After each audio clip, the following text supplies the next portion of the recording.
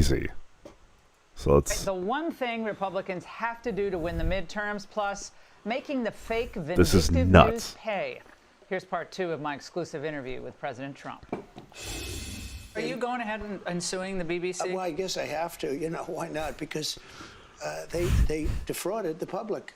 Okay, context for this BBC thing. So the BBC edited and didn't make it clear that there was a cut when he was saying, and I know you'll join me, we're going to march down to the Capitol, and you got to fight like hell. And now he said, peacefully or actually what he said was, you're going to march down to the Capitol, and you got to cheer on our brave congressmen and women.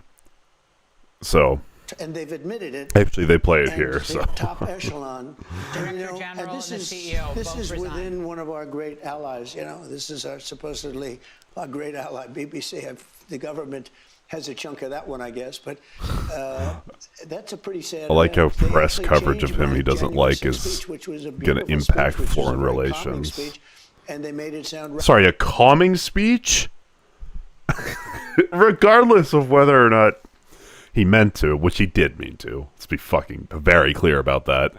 It was not a calming speech. You gotta fight like hell. You're not gonna have a country. They stole it from you. We gotta go. We gotta cheer on these senators to overturn the election, to commit like an insurrection.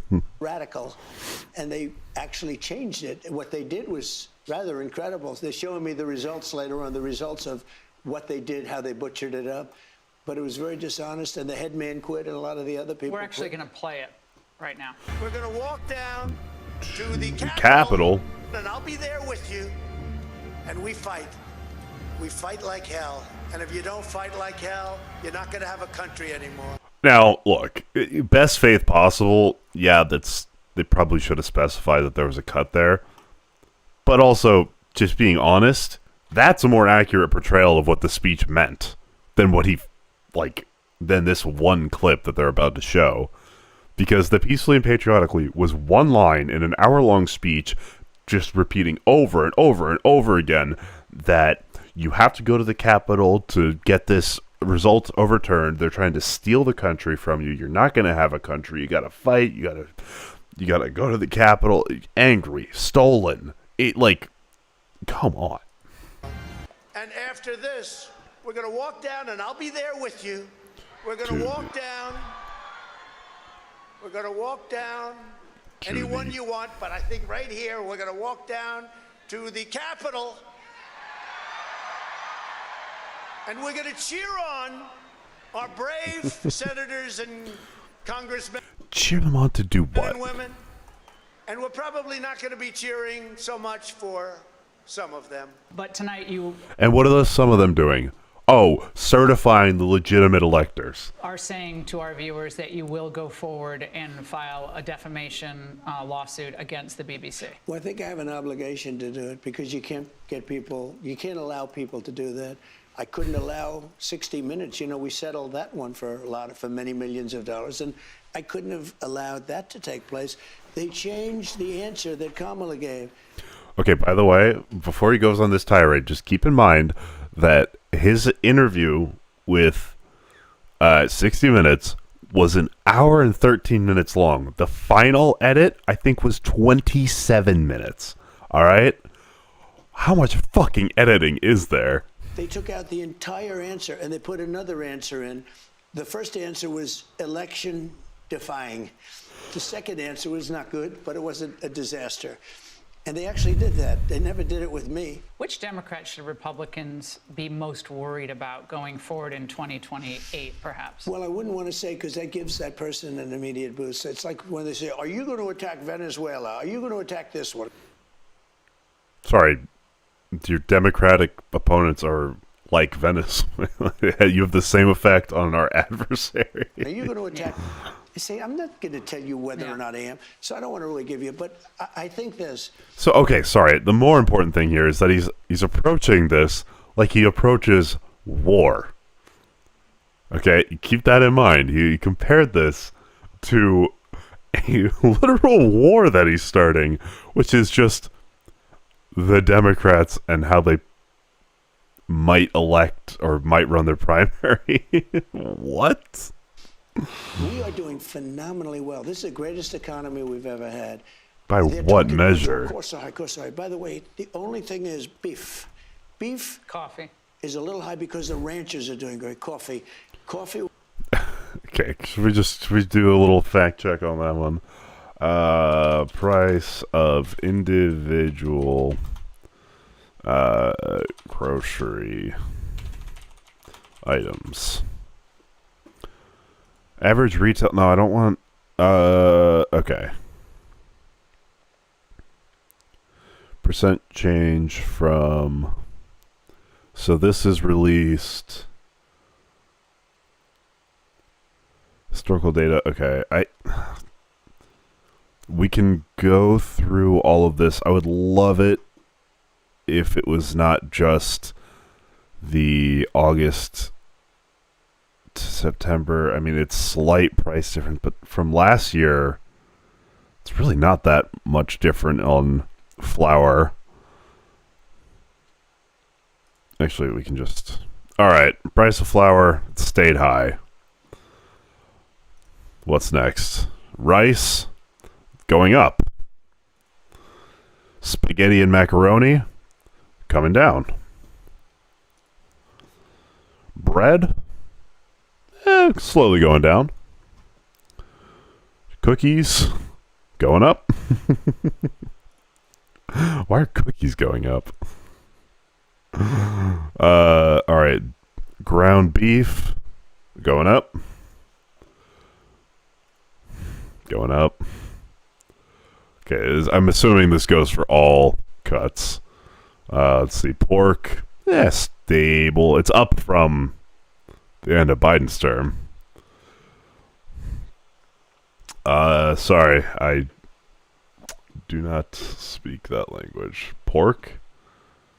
What about pork? Yeah, it's the price of pork has been increasing.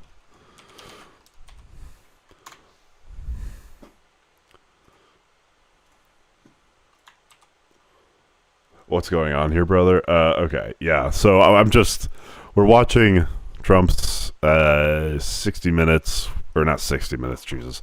An interview with Laura Ingraham. He's talking about how prices are down. I was just doing a quick check. I think Biden was way better by a long shot. We had inflation coming down from 9.1% to 2.5%.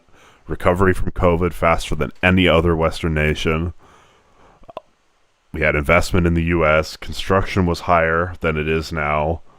Prices were on their way to were stabilized, and people's wages were slowly catching up. Yeah, and Trump comes in and he just ruined all those trajectories. We're going to lower some tariffs. We're going to have some coffee come in. We're going to take care of all this stuff very quickly, very easily. It's surgical. It's beautiful to watch. But our costs are way lower. Now, Walmart came out with a statement that they do every year for many, many decades. And they said that... Do you think Laura Ingraham is going to ask him, yeah, but did you see that there are less goods in the grocery basket and they moved to great value brands as opposed to name brands? The Thanksgiving meal cost 25% less this Thanksgiving, coming up, think of that, than it did last Thanksgiving under Sleepy Joe Biden. That's a 25% reduction. I think that's right. And if you remember, when I first came in, the first 2 days I had a news conference, An inevitable thing. What, prices rising again? I feel like prices stabilizing was the natural consequence there. They would just adjust to the war and adjust to post-COVID levels. But bringing inflation down, that's all Biden. And tariffs are just a tax on the American consumer that is necessarily going to raise prices. eggs. They were hitting me with eggs. Eggs had quadrupled in price. And they're screaming. Yes, no, I'm aware, but Biden was able to bring our inflation down faster than any other nation. I mean, I just got here. I didn't know about eggs. And Brooke Rollins, our agricultural commissioner, secretary, did a great job. And now eggs are what they were. We got eggs down. We get it all down. But our prices are much lower. their line is prices, affordability. That's the new word, affordability. It's much less expensive. Yeah, I under guess Trump. they paid And specific I haven't been attention here to long. 9 eggs. months is Now not it's a long time. kind Look of at where what it I've done to started when energy. he Look came at the price in. of gasoline going from $4.50 to $2.50 or $2.70. It's going to be $2 gasoline. People want affordable. Well, the it's a- economy is my thing, and we have the greatest economy in history. Are Republicans I don't not think so. selling it enough Yes, for? The inflation of prices would not have happened the same way as it has under Trump. Like, as more stability happens, as the economy adjusts, as we exit a recession, like, things were gonna stabilize. I feel like Trump has had a direct negative impact on whatever trends were happening. Because, like, the economy and the world is gonna go through trends, boom and bust cycles, inflationary, and like recessionary cycles. That is true. But the president has some effect on how drastic it has to be. I think for all intents and purposes, Biden made the pain from COVID a lot better, and Trump is making the recovery or the post-COVID recovery a lot worse.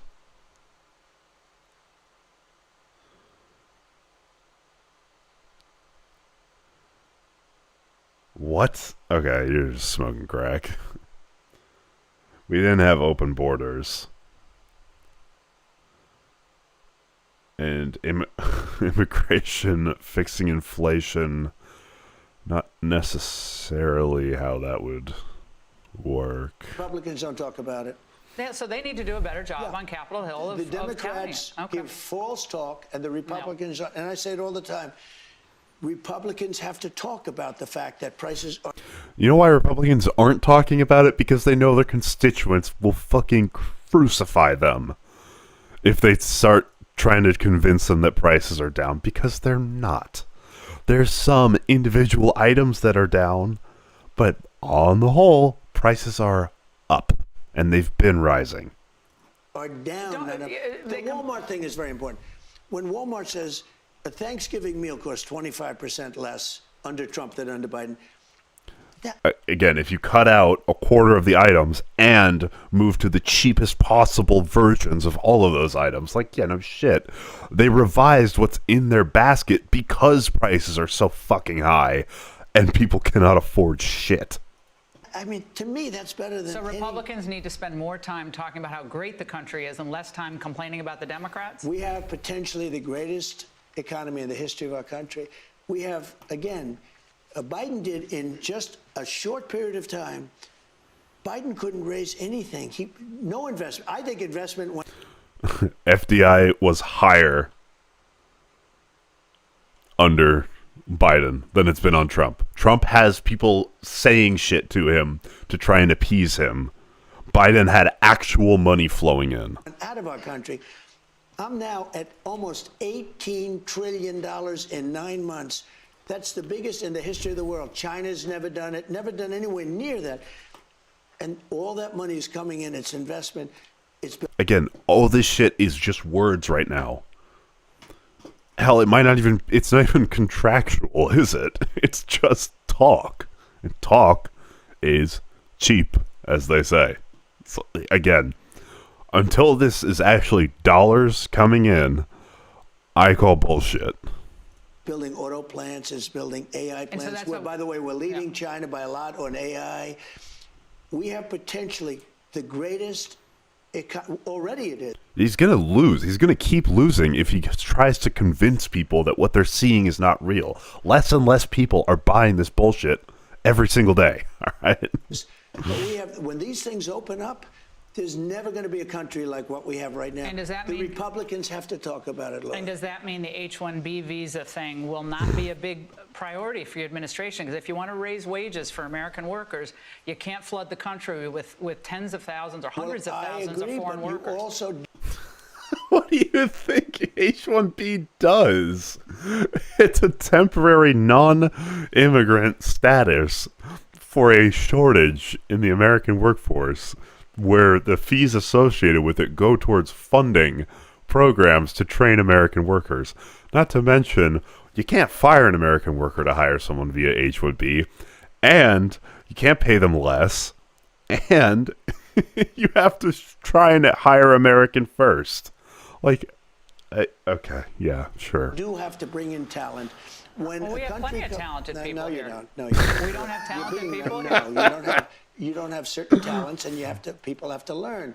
What's funny is by the end of this, he's gonna go back to just like typical establishment. He's giving all this shit a shot, but then he's realizing, oh shit, okay, broad sweeping tariffs don't work. Now he's adjusting them item by item, like we had before for different duties and whatnot.